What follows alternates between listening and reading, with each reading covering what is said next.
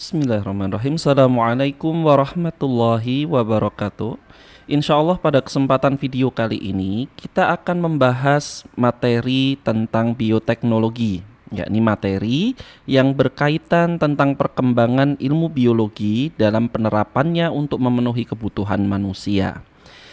Sebagai awalan kita akan mengenal dulu istilah bioteknologi. Dia berasal dari tiga kata, bios, teknos, dan logos. Ya, teknologi ilmu tentang pemanfaatan alat, sedangkan bio ini artinya adalah organisme. Bioteknologi kita dapat artikan sebagai pemanfaatan organisme atau agen organisme untuk kepentingan manusia. Jadi dia berkembang untuk memenuhi kebutuhan manusia. Agen organisme sendiri yang dimaksud bisa dari tingkatan populasi, individu, jaringan, sel, organel, bahkan senyawa-senyawa yang menyusun organisme atau dihasilkan oleh organisme, semisal DNA, RNA, enzim, protein, dan lain-lain. Nah, perkembangan bioteknologi berkaitan erat dengan kebutuhan manusia karena memang dia dikembangkan dibuat untuk memenuhi kebutuhan manusia. Maka perkembangannya sangat terkait dengan bagaimana perkembangan kebudayaan manusia karena kebutuhan manusia juga terus bertambah atau berkembang. Dari yang awalnya hanya membutuhkan kebutuhan primer, ya, kebutuhan primer kemudian bertambah menjadi kebutuhan sekunder, tersier, dan seterusnya. Nah, dalam perkembangannya bioteknologi dapat kita bagi atau kelompokkan menjadi dua. Nah, ini berdasarkan sudut pandang dari kerumitan atau tingkat susah atau mudahnya bioteknologi tersebut dilakukan atau diterapkan. Ada juga yang membagi berdasarkan dari zaman di mana dia sudah mulai dipraktekkan gitu ya. Nah, bioteknologi dibagi menjadi dua, ada bioteknologi konvensional atau tradisional dan bioteknologi modern.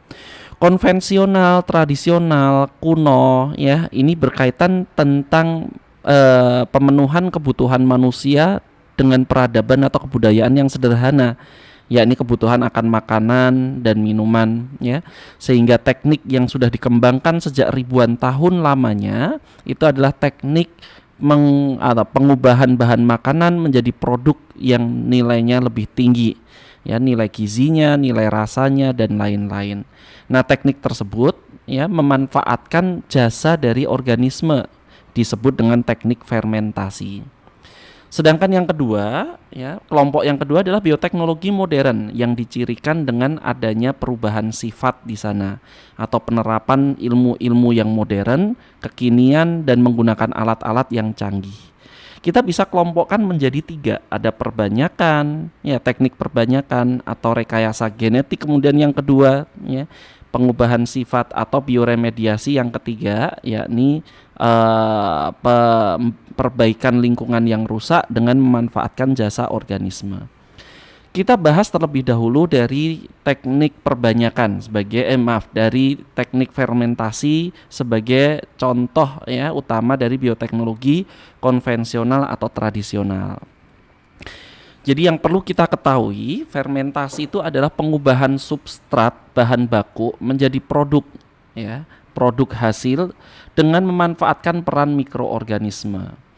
Nah, tujuan dari pemanfaatan mikroorganisme ini untuk mengubah substrat menjadi produk, ya, karena produk yang dihasilkan nanti bernilai lebih atau bernilai lebih tinggi dari sisi manfaat ekonominya, nilai gizinya, pengobatannya, dan lain-lain, ya.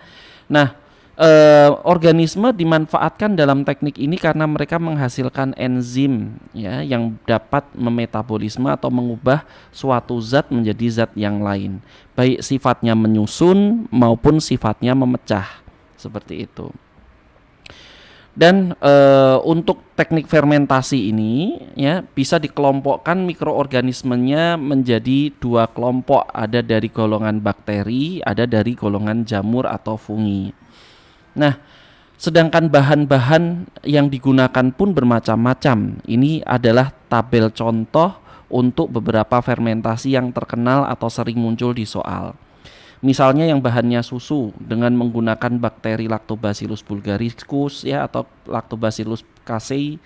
Dia dari kelompok bakteri yang kemudian nanti produk yang dihasilkan berupa yogurt ya atau susu fermentasi. Kemudian pemanfaatan Penicillium roqueforti dari kelompok jamur ya nanti menghasilkan keju. Kemudian dari bahan kedelai ini bisa diolah menjadi berbagai produk.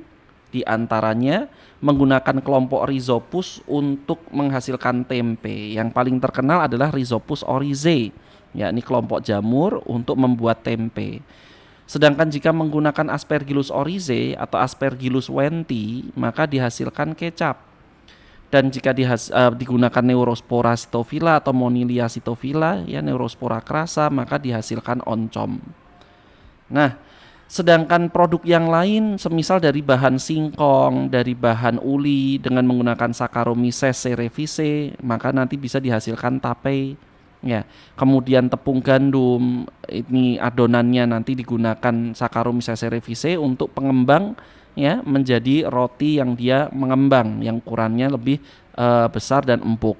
Sedangkan jika hasilnya ada produknya bahan bakunya adalah buah-buahan yang mengandung gula, penggunaan Saccharomyces cerevisiae akan menghasilkan minuman beralkohol, ya alkohol yang dihasilkan dari kelompok metanol. Sedangkan air kelapa dengan menggunakan bakteri Acetobacter-Psyllinum bisa menghasilkan nata de coco, ya. Dan ini bahannya bukan hanya dari air kelapa yang dikembangkan, mungkin dari bahan-bahan yang lain. Ada yang menggunakan lidah buaya sehingga dihasilkan nata de aloe, ya ada yang bahannya itu dari rumput laut sehingga menjadi nata de alga dan lain-lain.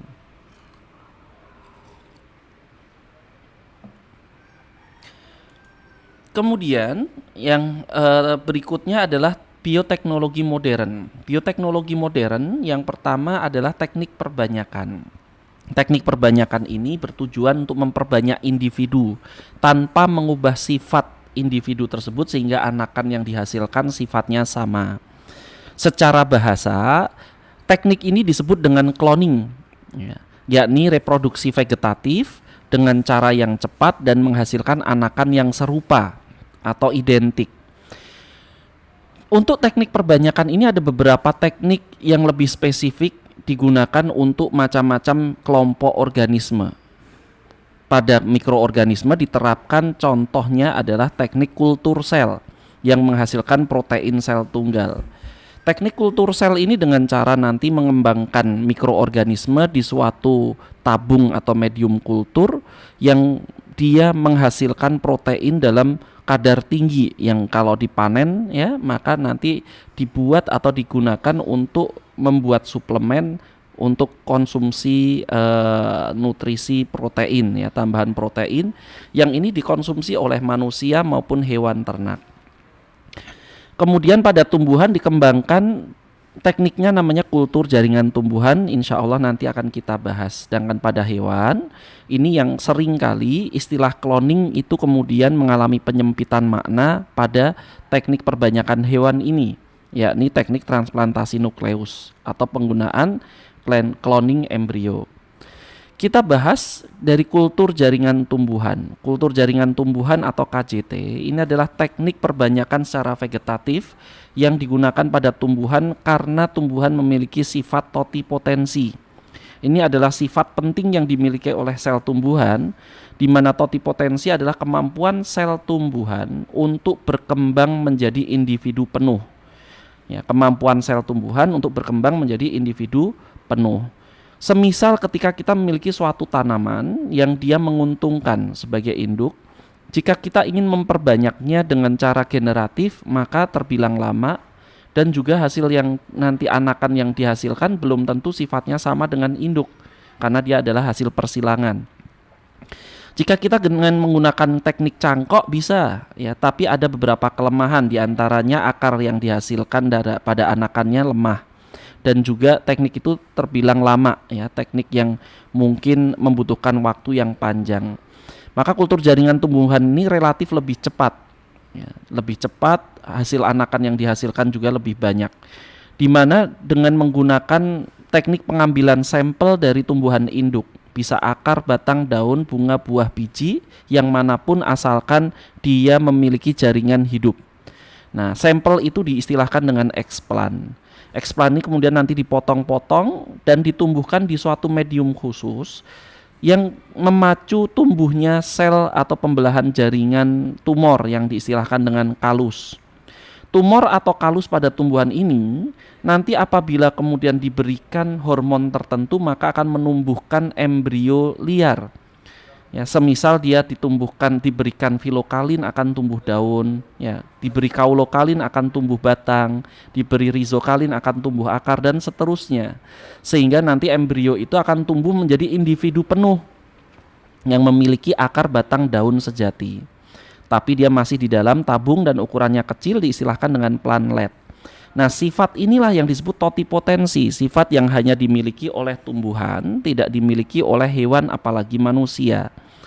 Nah, plantlet ini apabila nanti dikeluarkan dan ditumbuhkan di suatu medium yang lebih besar atau di alam liar, maka dia akan tumbuh menjadi anakan yang memiliki sifat sama persis seperti induknya, ya. Maka kultur jaringan tumbuhan memiliki beberapa keuntungan. Yang pertama, sifat anakan yang dihasilkan sama persis. Yang kedua, bisa menghasilkan anakan yang jumlahnya sangat banyak dalam waktu yang cepat. Yang ketiga, dia tidak terpengaruh oleh musim, mau musim hujan, musim kemarau maupun yang lain, maka teknik ini dapat dilakukan. Dan kelemahannya adalah teknik ini hanya dilakukan atau bisa dilakukan oleh ahli saja. Sedangkan orang-orang atau petani yang biasa tidak bisa melakukan karena teknik ini relatif lebih rumit daripada yang konvensional. Dan dia membutuhkan alat-alat yang canggih yang tidak mudah untuk diperoleh di kehidupan sehari-hari. Kemudian teknik yang berikutnya berkaitan dengan cloning atau perbanyakan pada hewan. Nah, teknik perbanyakan pada hewan ini yang paling terkenal adalah teknik transplantasi nukleus yang sudah dilakukan pada domba doli, menghasilkan domba doli, suatu teknik yang sudah dilakukan sejak tahun 1996. Ya, di mana domba doli ini tekniknya menggunakan tiga induk domba dengan ras yang berbeda. Ada ras di mana dombanya itu berwarna putih, Finlandia Dorset, ya. Kemudian ada Scottish Blackface yang berwajah hitam. Nah, semua induk ini berkelamin betina. Semua tiga induk itu berkelamin betina. Di mana induk pertama itu nanti sebagai donor inti sel atau donor nukleus yang dia diambilkan dari sel kelenjar mamae. Sedangkan induk yang kedua itu donor ovum, ya, donor sel telur, sehingga dia juga dari betina. Sedangkan induk yang ketiga sebagai induk surrogate mothernya atau induk semangnya yang dia nanti akan ditanami di rahimnya, ya, berupa embrio dari hasil cloning. Nah, dari induk yang pertama, sel yang diambil, sel donor ini nanti dikulturkan, diperbanyak. Sedangkan dari induk yang kedua, sel telur itu diambil dan dipisahkan inti selnya sehingga dihasilkan sel telur tanpa inti sel atau tanpa nukleus. Nah, dengan teknik penggabungan maka kemudian ditanamkanlah atau dicangkokkan inti sel dari sel donor atau sel tubuh itu ke dalam sel telurnya.